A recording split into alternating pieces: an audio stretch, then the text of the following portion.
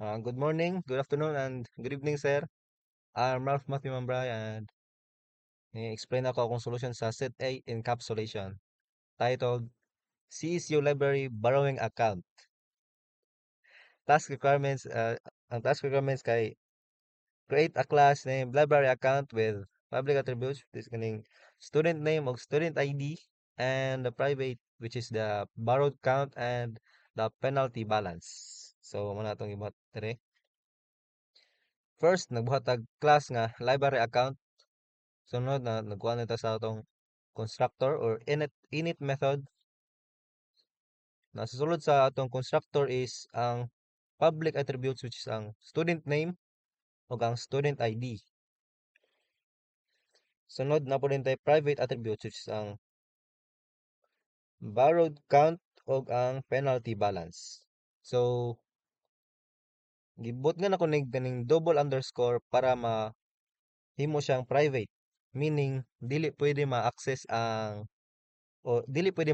or ma-modify directly outside the class na mag-protect lang niya siya, ma-protect lang siya, ma-protect niya ang data from errors or cheating. Pero, ma-access nimo siya, pero kuan lang, through controlled access methods lang.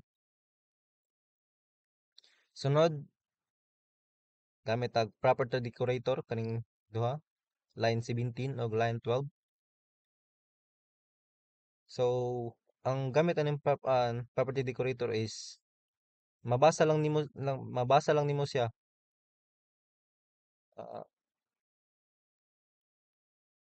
kaning, isa to.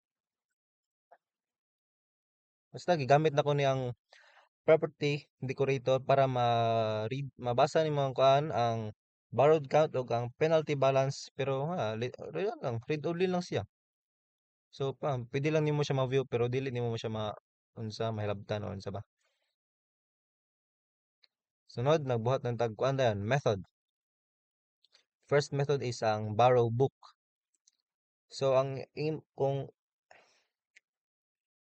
if ang imong na na borrow nga book is 3 or more, then ma-deny ka kay ang limit man is 3. Limit nga 3 books. 3 books lang pwede nga ma-borrow. Pero kung less than 3 ang imong book nga na-borrow, success siya. Kaya less than 3 man. Mag-increment siya kung less than 3 ang imong borrowed count. Sunod nga method is ang return book. Natay parameter nga ning days late.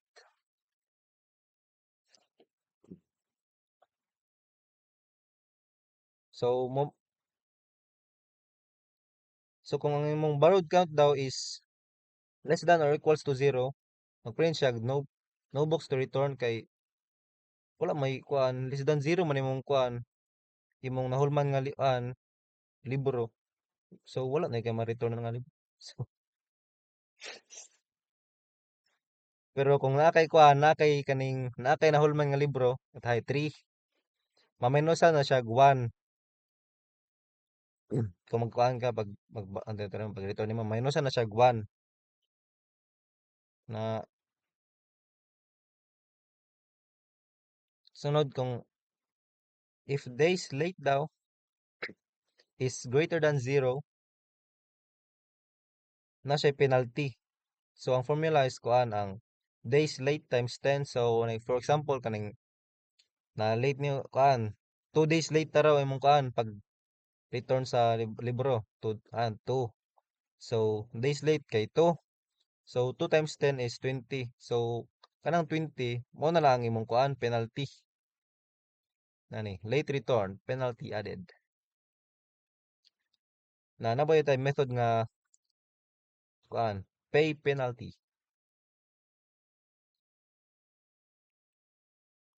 Sa pay penalty dili dili pwede zero or negative amount. Is kani kay invalid ang pretan na imong gawsa na kay invalid payment amount kay wala butlog.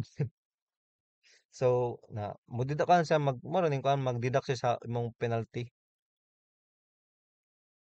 na kuan pod if ang imong penalty balance is zero, then no penalty to pay kay wa man kay penalty, zero man.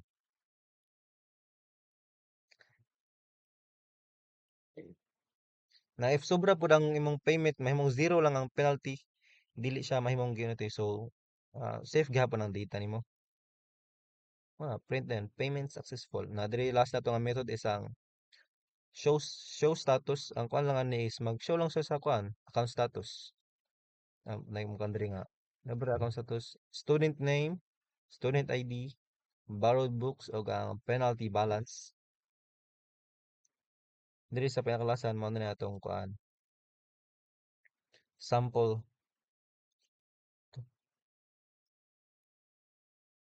sample test scenario, which is ang na your program will show something like this. Student borrows 3 books, allowed, borrows fourth, denied, returns a book 2 days late, penalty increases, pays penalty, decreases properly. So, ipadagan na to na itong code.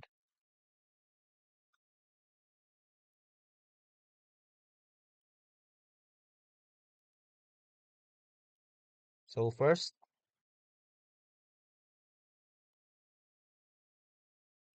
nabarot tag 3, tulo ka books. So, 3, tuan man, ang limit na to no is 3. So, allowed siya. Kay 3 naman, wala man nilapas siya sa limit. So, allowed siya na book borrowed successfully. Kaning tulo. Pero pag borrow sa fourth book, na-deny siya kay lagi, taan raman, 3 raman ang limit nga maborrow ni mga libro. Mo ning gawas dire. Borrow denied, you have reached the limit of 3 books. Nya sunod, nag-return tag isa ka libro 2 days late. So kung kuan natoy nakakuha na tong sa utong code man to. If days late is greater than 0, natay penalty nga days late times 10. So ang nakabutang mo na to dire kay is kuan 2 days late man, so 2 days late 2 times 10 is 20. So na late return penalty added 20. Sunod nag-show ipakita na tong status dayon sa student, which is kani na student name Matthew, blah blah. Borrowed books to na siya penalty nga 20 kay na late man to niya balik ang isa ka libro na 2 days late. So sunod gibayad din yang kuan na yan, penalty ang kuan dili nagbayad na siya og penalty, which is ang 20. Then kuan na yan, show na din yung kuan na yan, ang status na yan, last status which is kanina na yan diri na payment successful kay nagbayad naman siya to 20 na pakita na din ng kuan na yan, status sa estudyante. Borrowed books to, pero ang penalty balance niya zero na. Kaya nabayaran naman niya.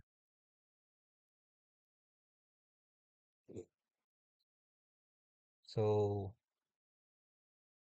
ano to na, paano kani nga, ang encapsulation, na-prevent siya sa error sa akong program because giprotektahan man niya mga important data, like itong kuan sa borrowed, borrowed count o ang penalty balance from kuan, nga di din siya madali-dalig modify. Instead nga, pasagdan ng user mag-change sa values anytime, ang system mag-require siya magamit og proper methods nga naay validation. Tungod ani dili pwede man negative ang penalty, dili pod exceed mas di mo dili pod ma-exceed ang borrow limit nga 3 books ug sakto gyud ang computation sa late penalty. So sa pagtago sa internal data and pagkontrol sa access through methods, mas secure, organized ug reliable ang system. Kanang activity nakatabang og pa-realize ako nga encapsulation is importante gid siya kaayo labi na sa kani mga real world systems kay maka-prevent siya maka-prevent siya misuse, makaambag ka avoid pagka accidental errors and makaambot niya makip niyang mga data ninyo safe and consistent. ang inyong mga data. So, mao to.